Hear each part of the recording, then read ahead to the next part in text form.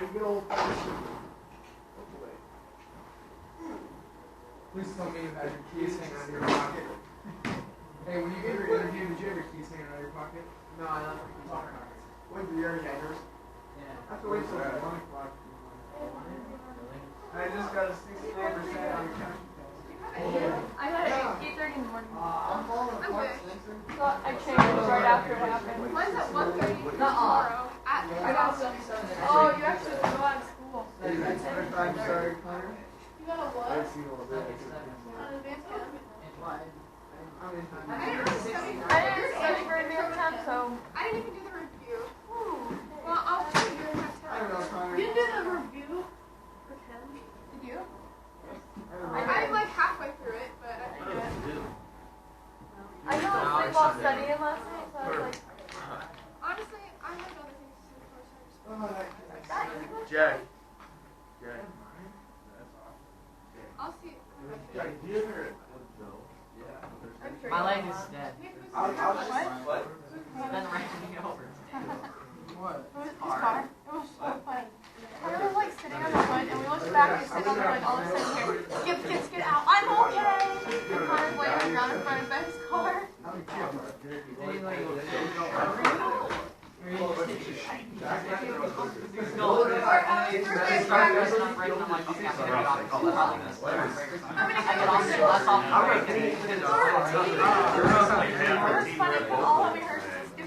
okay. Are you gonna have a meeting?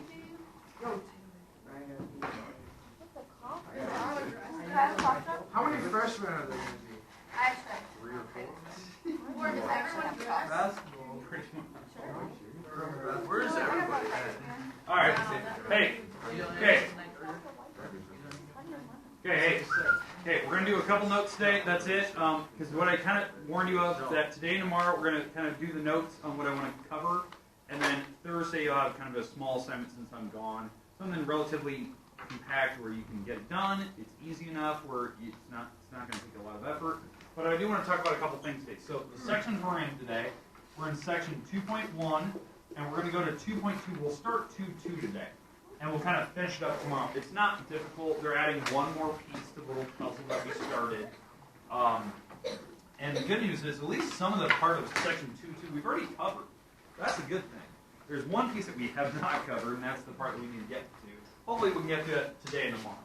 All right, so the main stuff we're going to be talking about, obviously, we're talking about a lot of quadratics. So we're talking about a lot of quadratics today, like how to graph them, how to use different pieces of them. So the main part that we're going to be discussing today is, the first part is imaginary numbers. Imaginary numbers. That's going to be our first piece today. So, what is the imaginary number? We talked about that yesterday, like where it comes from, but how do we work with it? How do you add them? How do you subtract, multiply, divide, that type of thing. So we'll discuss that. We'll show you the shortcuts for how you can work with that. The second part, we're going to talk about the quadratic formula. That really goes in with where imaginary numbers come from, the quadratic formula. So that way you're at least comfortable with what that is for, how do you do it for a problem, how's it going to work. Okay, does that make sense? Kind of a review of yesterday, but we're going to do a lot more stuff with the imaginary today. This should be hopefully a review from like algebra 2. The new part, which I said we've already covered once before, we're going to learn how to graph these today. Graph a quadratic, a parabola. And now this is how this is going to be new today. Like why I think this is a little bit new. We're going to complete the square on these problems. We've done completing the square before. We did that in the first chapter, the prerequisite stuff. But I want to cover that today to make sure that you realize how to do that correctly. And then I'm going to show you the shortcuts for how does this apply to graphing. Like how do we find a vertex? How do you from the vertex, is that a minimum or a maximum, that type of thing. Min versus max. How we can figure out if the end behavior is going up or down, that type of thing. So there's little things we're going to discuss, and we'll kind of wrap it up tomorrow. It's not overly difficult. It's just that we have to kind of mix some topics together that we've talked separately, but now we're kind of pushing them in the same direction now. So that's kind of our goal for today and tomorrow, and I don't think this is bad. This is just, it's kind of this easy way of figuring out a problem. And then we're going to, hopefully by the end of tomorrow, we'll take a problem where we make up our own parabola. You give me coordinates, and we're going to make a parabola that fits that exact mold that you created, like certain numbers on it, that type of thing. So now we're going to be creating our own formulas. So that'll be kind of the interesting part. Okay, questions, comments with what our outline is today? Shouldn't be that bad. We are going to take some notes. Hopefully we can wrap it up tomorrow. That way you can get your homework for Thursday and you'll know what you're doing. I'll start with imaginary numbers. All right. So now, what do we know about imaginary numbers? You don't exist. Okay, they don't exist. That's a good way to put it, right? It's when you're trying to take the square root of a negative number, right? So the square root is like a -1. Well, this represents, the square root of -1 represents our imaginary number I. That's what we use. That's the term. How this works for our problems. Anytime you have a square root, let's say like square root of 12, if it's negative, and you're trying to take the square root of it, you need to take out the -1 first. So we need to factor out the negative sign. So what we're doing is we're writing it like this. So when I separate, because this is called the product rule, you're allowed to separate them out to their own products where they multiply together to give you the product of -12. This turns out to be the I, because that's the square root of -1. And then what you can do with the 12 is you can break that down like your normal way. Like, think about the very beginning of this year. We were talking about how to simplify radicals, what we call simplest radical form. How do you break down 12?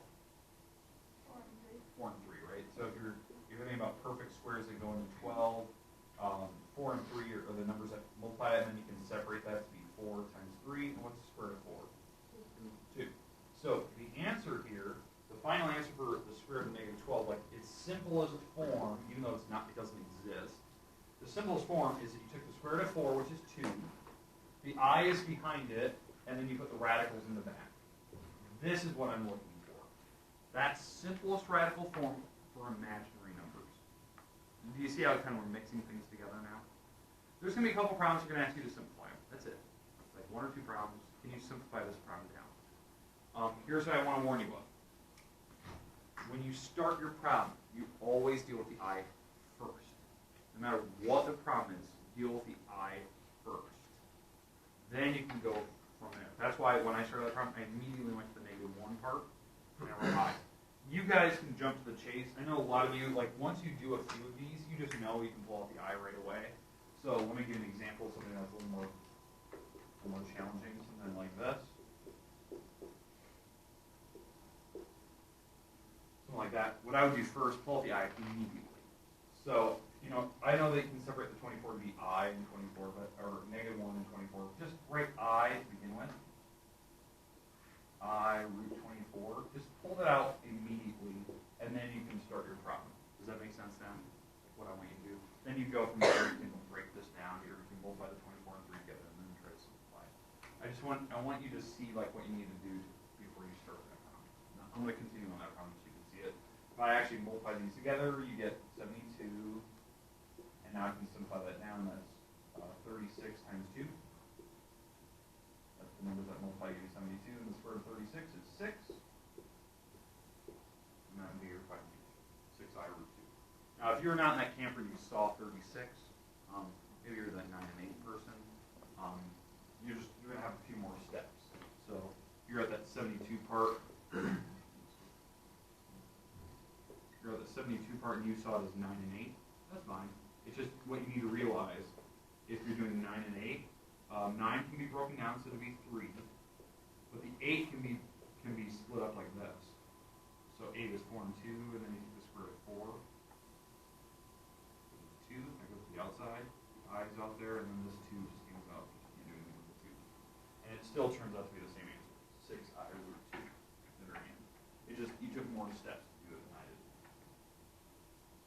Okay, questions with how to simplify when you have negatives? Okay, so that's not bad. This is just something we need to be able to do in the middle of a problem. So like you'll see it when we get to the quadratic formula, you'll have to simplify the radical down. That's why I wanted you to understand this. Okay, so now that we know that, let's talk about what we're going to do with these imaginaries. Because we talked about how to simplify, what they look like, kind of how it fits on mold for radicals. But how do we add them together? How do you subtract them together? That type of thing. So 3i plus 4i. Now, if I actually simplify, let's say we simplified the radicals down, we got to this part. Can I add imaginary numbers together? Yes. It's just a normal variable. Think of the I like a letter x. So what's 3i plus 4i? 7i. I trained. Adding and subtracting is super easy. There's really nothing difficult about it. Even if it's kind of goofy looking like this.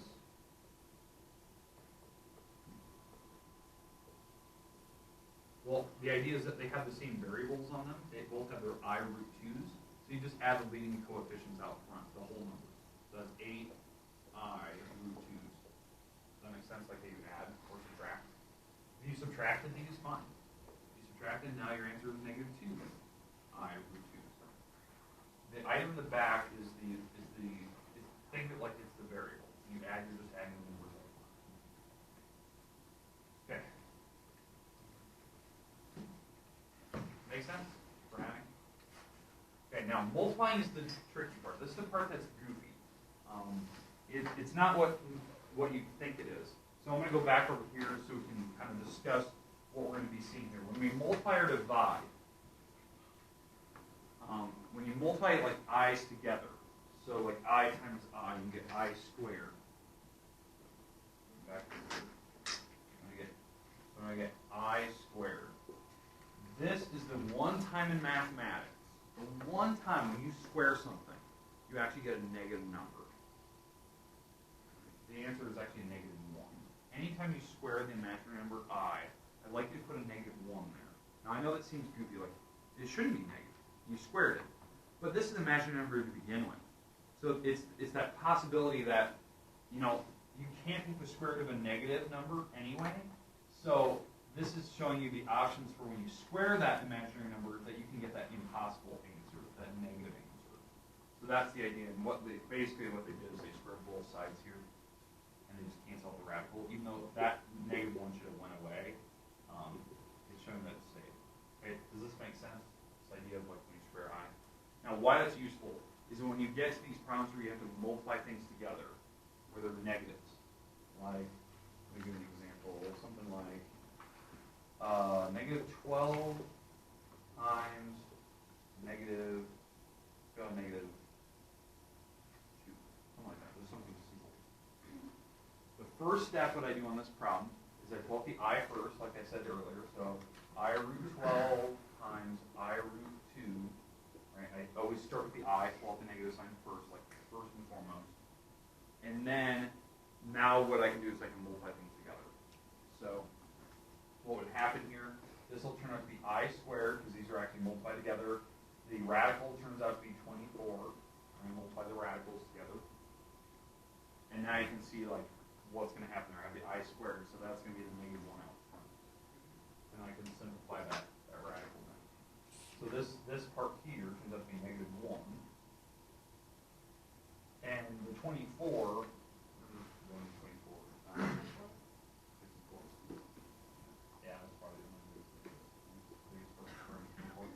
so 6 and 4, and then what's the square root of 4?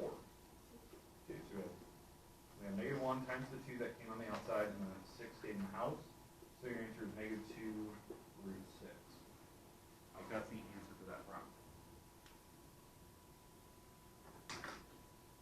Now that seems weird, because if you were to forget to pull out the imaginary number first, and you were to just multiply the radicals to begin with, you have negative 12, negative 2, and you multiply them, the negatives would cancel, and you wouldn't have an imaginary number anymore. Okay? The problem is, to begin with, you're not even allowed to write this down. This is incorrect math. That's why we had to pull up the imaginary number first, so you can get it. Because those are incorrect. Okay, makes sense for imaginary. Okay, now that's mixing how to simplify radicals down and this idea of imaginary numbers plus what happens when you have a bunch of i's multiplied together. Okay, so the idea is I want you to know how to add and subtract. That's pretty straightforward. You know how we can simplify radicals down. But how we put this all together. You know how we can put i's that are squared, and how we can get square roots and all this stuff. Is we're gonna get problems like this.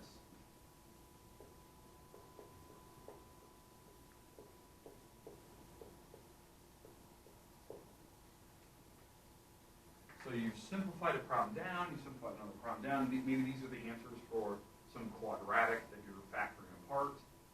And there's imaginary numbers. So it literally doesn't hit the x-axis anywhere. You have some weird values where it's not going to touch. But can we FOIL this back? Can we FOIL it back anyway? So how do you FOIL? Yeah. 6 and then the 15i, the negative 15i. You multiply the 3 and leave both items in the back. Then you take the 4 times both items. So let's do this one at a time. And I'll try to color code as we go. So I'm using black to the top, red to the bottom. So if we color code here, 3 times 2, you can set it. 3 times 2 is 6. 3 times the negative 5i is negative 15i.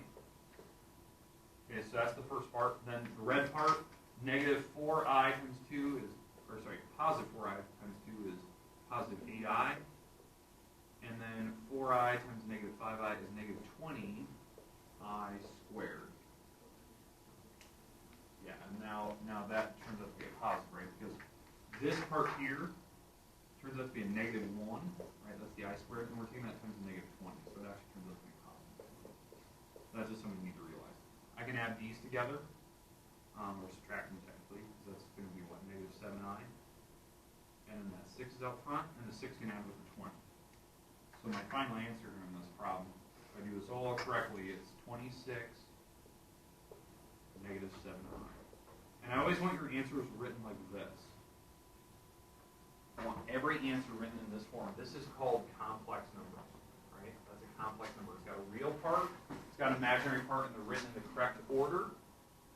It's written in the correct order. So when you have like numbers and i's and stuff, I would always like you to write it so if they're separated, it's like a binomial. I always want you to put the real number up front and then put the imaginary number in the back in that particular order. So it's like descending order. Okay, questions with how to FOIL. Okay. Next part that trying to think about every possible aspect of imaginaries. We talked about how to add, subtract. We're doing multiplying here. We talked about how to simplify radicals when you have negative numbers in them, especially dealing with the I first. There's this possibility where you could divide numbers, like 4 plus I over 2I, that type of thing. What you want to get rid of on this problem first is you want to get rid of the I off the bottom, or the square roots, because what does I actually represent over there? Yeah, so we got to get rid of it. You can't leave radicals in the bottom of fractions. It's called irrational. You got to rationalize this fraction down. So here's the trick. If it's a single item on the bottom, just multiply by the I. And when you do that, you have to multiply the top by I. So that means it's going to have to FOIL to the top, because the top is actually a binomial. So we're going to have to multiply everything on the top by I. So the top is going to turn out to be 4I plus I squared. I'm going to actually distribute that. The bottom turned out to be 2I squared. Does that make sense? And then what happens, it simplifies, and you don't have that I on the bottom anymore. And then I can separate these. So what's going to happen here, we have the 4I, minus 1. It's a negative 1 here. So plus a negative 1 is just minus 1. And on the bottom, we have a 2 times a negative 1. So this is technically what we had when we replaced everything with the negative 1s. And if I simplify a little bit further, here's what we have. We have 4I minus 1 all over negative 2.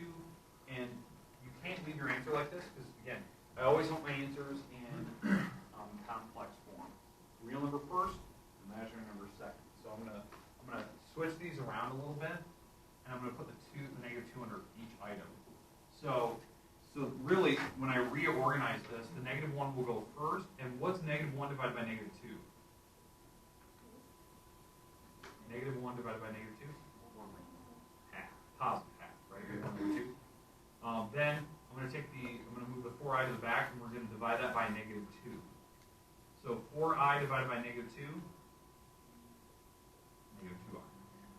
what I'm doing here, if you don't know, I'm rearranging first, like this, and then I'm putting the -2 under both items, and it simplifies this. This is the final answer. That's a real number out front, imaginary number in the back, simplified as far as I can. Make sense? Okay, so that's how you do division when there's a single I on the bottom. If it's anything more complicated than that, like if there's some weird thing on the bottom, it's not just a 2i or a square root that's negative, or you have to take the I out first. If it's something like complex, then we'll have to do this idea of the conjugate rule that we talked about at the very beginning of the year. Let me give you an example of that. I don't know if you'll actually have any of these, but I'm throwing at you anyway. I'm trying to think of every aspect they can do when I talk about health. It would be a problem like 5 minus 7i, and the bottom I have a 3 plus 4i. Like this is the last possible option I could think of that they could use with negative roots. Which as after multiply. Yeah, this would be the last type. Okay, so on this type of problem, since you agree there's an I on the bottom, so we have to get rid of it. So what we have to do on this problem, you can't just multiply by an I because you'll have I's everywhere on the bottom. So what we have to do is we have to multiply by the conjugate. What's the conjugate of the bottom? 3 minus 4. Yeah. Conjugate, it looks like an opposite. It's not an opposite. It's just slightly off. An opposite would be -3 minus 4i. All a conjugate is, it's taking the sign in the middle and the bottom and flipping it. So that's now negative. And that's what we're going to multiply the top and bottom. Because whatever you do to the bottom, you have to do to the top. It has to be a balanced fraction. So when we do this, the top will FOIL together, the bottom will FOIL together, and we'll simplify. So we're going to be foiling top and bottom. Let's start with the top first. So we're going to FOIL. So take the 5 times both items. What do I get? Good, that's what I heard. All right, -7 times both items. Plus 28i squared. I squared because I times I. Okay, so there's the top first, outer, inner, last. Any questions with how I FOILed? Think of I like a variable, like an x. So when you FOIL, it's just x squared, I, whatever you have. In the end, we'll have to replace this I squared with a -1. So we'll do that later. Bottom now. Let's do a different color here. 3 times 3, 9. 3 times the -4i, 12i. 4 times that is positive 12i. And 4i times that is -16i squared. That's going first, outer, inner, last. And how I think of this is weird. I just take the 3 times both, and take the 4 times both. That's just how I do it. Now what we need to do is we need to simplify, and then my final answer has to be written in that complex form. Especially if we have like numbers and imaginaries, we have to separate them. So you have to get the real number up front, imaginary number in the back, and separate. You can't leave it as a fraction. That's just a little quirky rule.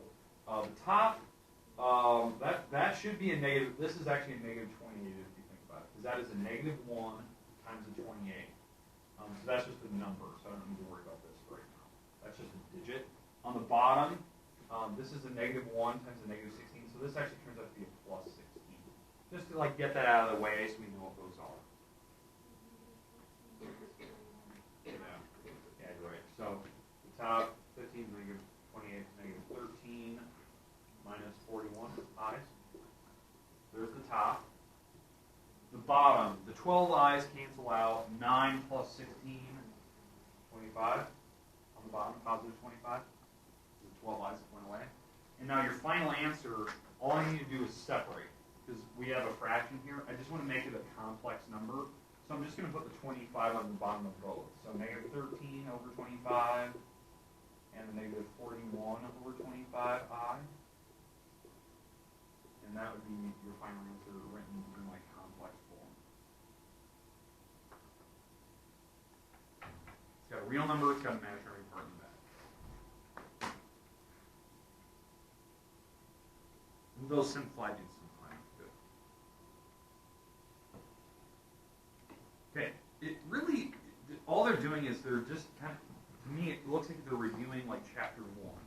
Right? Chapter 1 where we learn how to multiply, add, subtract variables, like terms, you know, how to divide things out, how to use conjugates.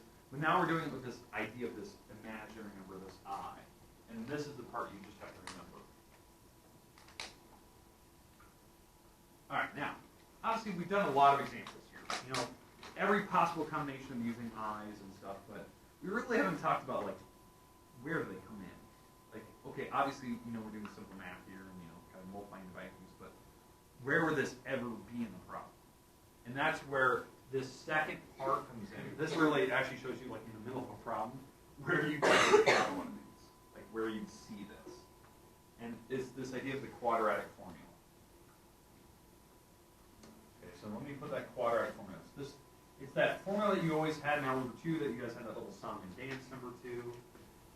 It's for a quadratic that looks like this. So this is a polynomial, right? It's got x squared, it's got an x. It's got a, b, and c. Those are the digits, the leading numbers out front, whatever those numbers are. But this is the formula that you use.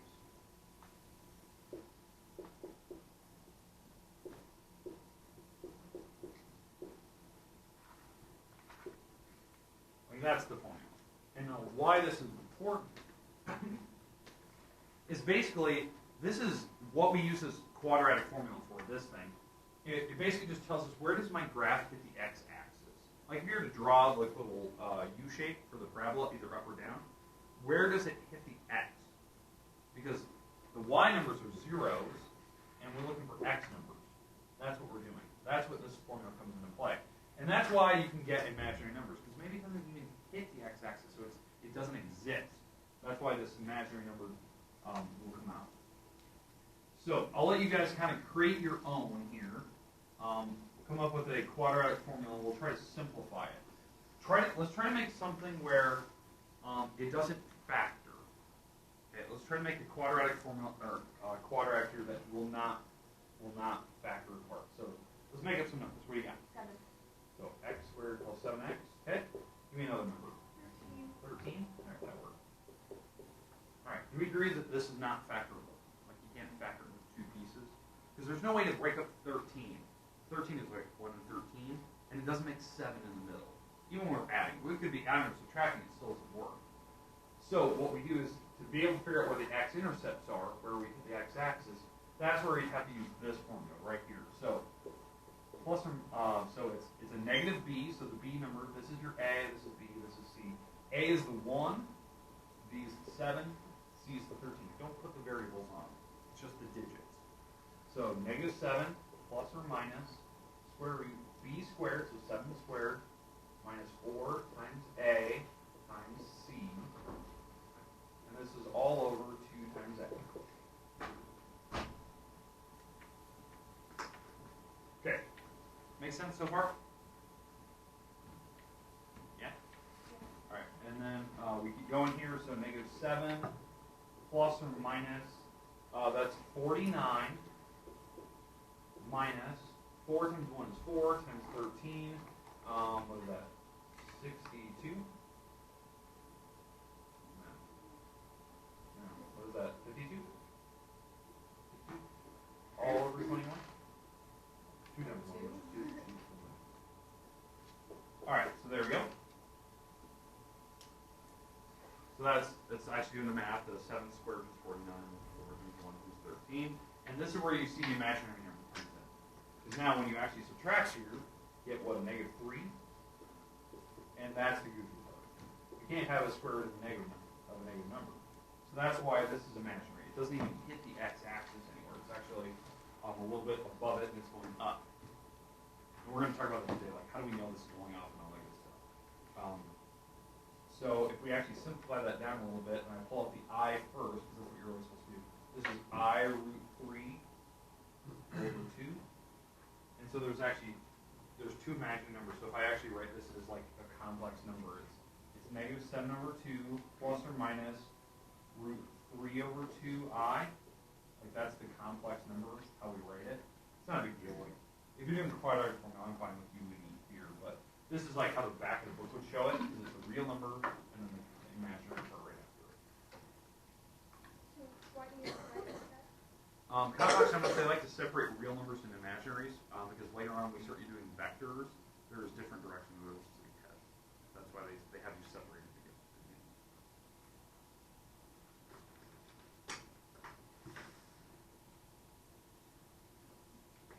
Okay. Questions, comments on how to do quadratic formula?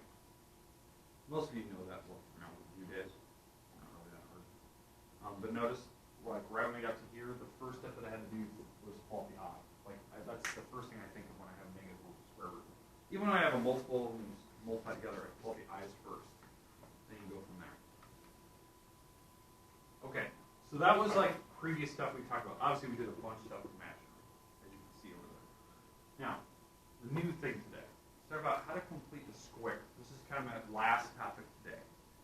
How do we complete the square with like that problem, the problem you guys made up? So we know like roughly how to draw it. Because that's kind of the big thing, right? Because right now, on this one, since we don't know how to like factor it apart into pieces, there's really only one thing we can do to actually graph that thing.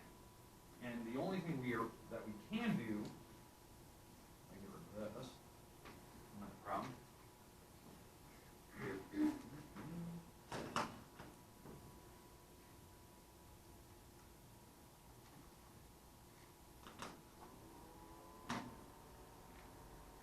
Nothing we really can do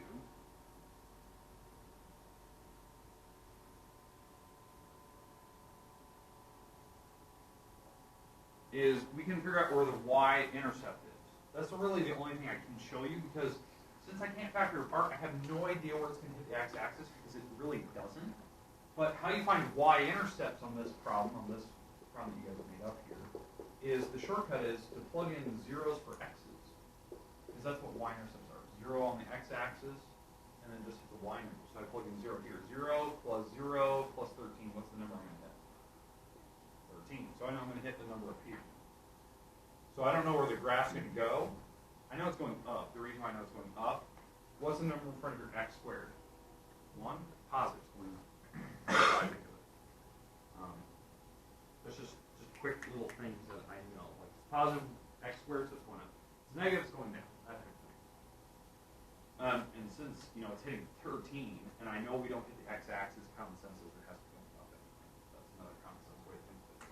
But now, if we're completing the square idea, like how do we complete the square to show like how to graph this thing, how to draw it really quick? So that's the second part I want to show you. And this part we have done completing the square before, but I want to review.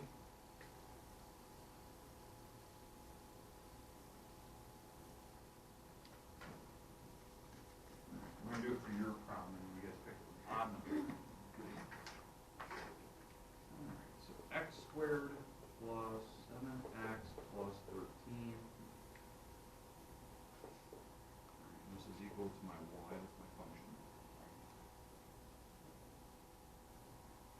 Okay, here's how you complete the square. The first attempt you try to do factor, we already know we can't factor. So I'm going to move the 13 across. I need to get the x squared and the x by itself. So when I move the 13, what happens to it? Negative 13. Yeah. Okay. Questions on the first step? That's how you complete the square of the first step. You got to get the x squared and the x by itself. Now, if there's a number in front of the x squared, if there's a number here like a 2 or a 4, you factor that out. We'll see one of those tomorrow where there's a number here and we have to factor it out of the parentheses. So this is a parenthesis back here. There's not a number, so no worries there. So that actually makes this problem just a hair easier. Now, the other part that we have to do, we have to take half the middle squared. So what's half this? 3.5. It's 7 over 2. Okay, that's easier to do. Always make it a fraction. It's a lot easier if you make it a fraction. So it's 7 over 2. That's half the middle, and we're going to square it. And you have to add that to both sides. Now, what's 7 over 2 squared? 49 over 4. That's what we're going to magically add to both sides. We're making that number up. 7 over 2 squared, and we're going to add that to both sides.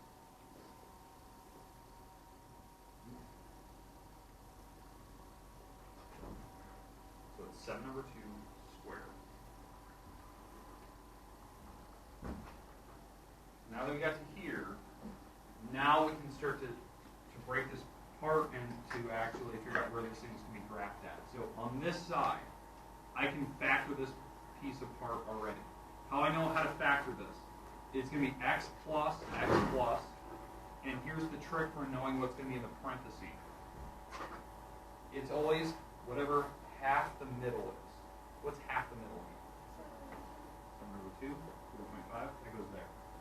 That's the number inside the parentheses. So when I factor apart, the other way you can split up 49 over 4 into 2 equal parentheses if it's 7 over 2, 7 over 2. That's kind of the easiest way to think about it. On this side, I need to add these together. So I need to get a common denominator between these two. What's the common denominator? 4, so I'm going to have to put a 4 on the bottom of this. So if I put a 4 on the bottom, I take the top times 4, that's 52 again.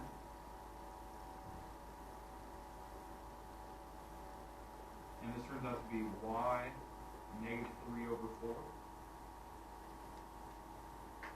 So multiply the bottom by 4, top times 4 equals 13. That would turn out to be negative 52. And negative 52 plus 49 is negative 3. Okay, now why I'm writing it like this? What you're actually looking at right here.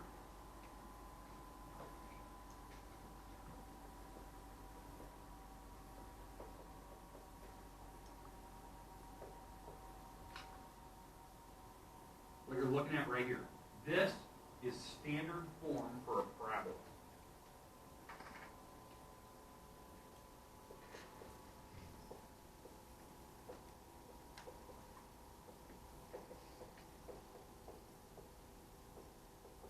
Standard form for quadratic or parabola, whatever you want to call it. How I know this is going to work. This is the easiest way to do this in the world. That's why I actually prefer that you left in fractions, because it's actually really easy to look at. Standard form is really basic. You have a parenthesis with an x, you have a parenthesis on the other side with a y. The numbers that go with x and y, these numbers, that's going to get us to our vertex, where this bowl is going to start. And then since we know the y-intercept, we know how to draw this thing from there. So my vertex, like where the bowl is actually starting, what's the number with the x?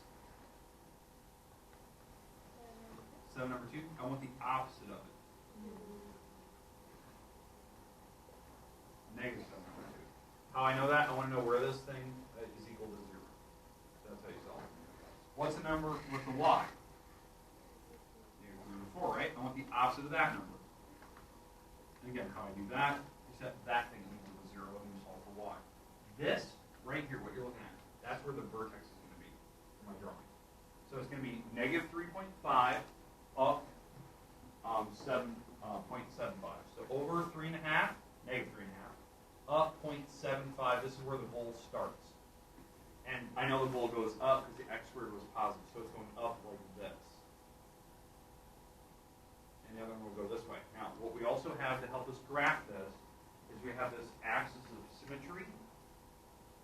This axis of symmetry is the line that it's an imaginary line that goes through the middle of my graph.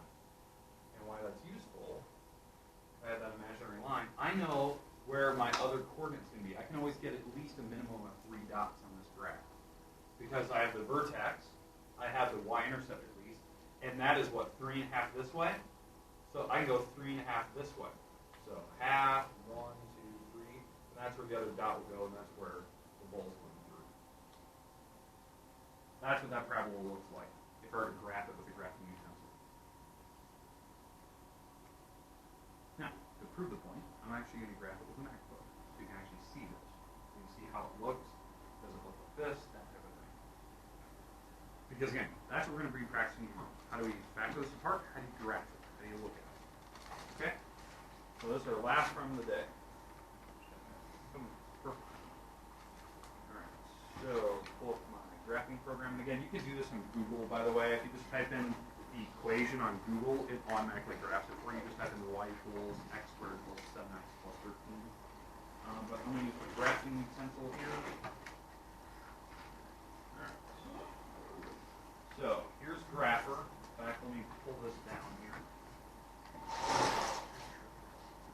So here's Grapher. Grapher's a pretty easy program. You type in any equation you want. So x to the power of 2, and how you get to the power of 2 is you hit the little shift 70, there's a little up arrow, gives you your power, x to the power, plus 7x, plus 13, you enter, and it gives you your graph. And you can kind of see I'm hitting 0.75 right here because that is the number 1, and that is 3.5 over. And if I zoom out, I can see where it's going to hit. Right up there. And that is, if I see.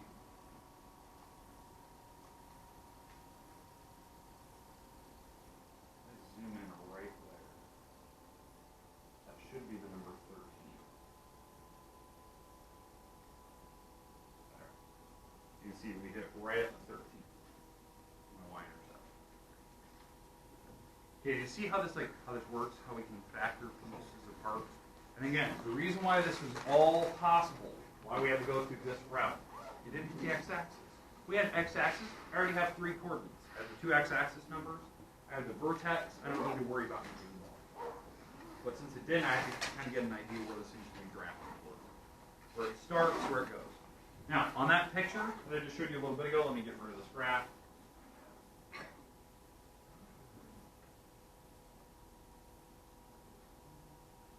So on this graph here,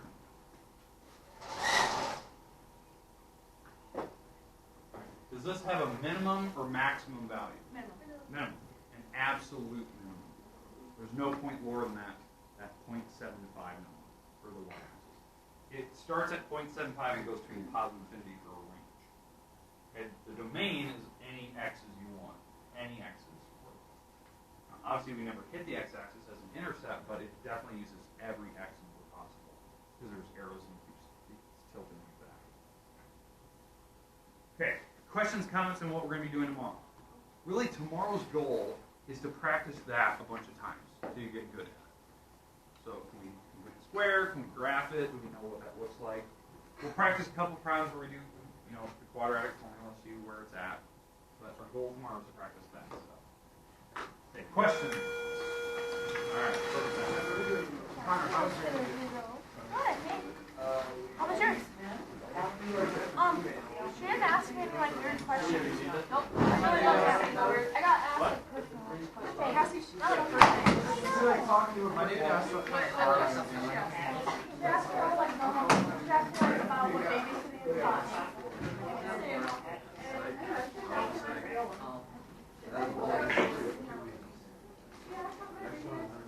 Grab one from life and honestly immediately like, oh my God.